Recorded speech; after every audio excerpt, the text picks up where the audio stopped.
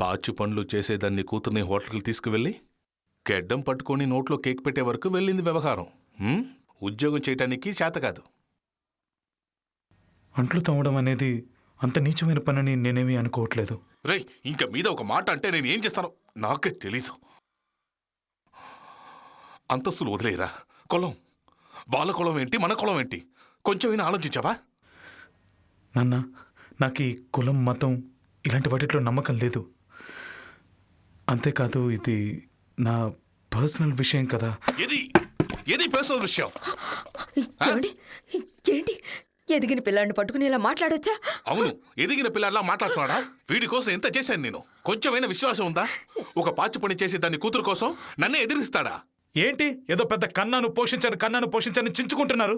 పంది కూడా 12 పిల్లల్ని కంటుంది. అది ఏ రోజు మీలాగా కన్నాను పోషించానని ఇలా చించుకోదు. మీ బాధ్యత కని పెంచడం, అదేగా మీరు చేసింది. అంతకంటే మీరు పీకింది ఏమీ లేదుగా. ఏమిట్రా ఇది?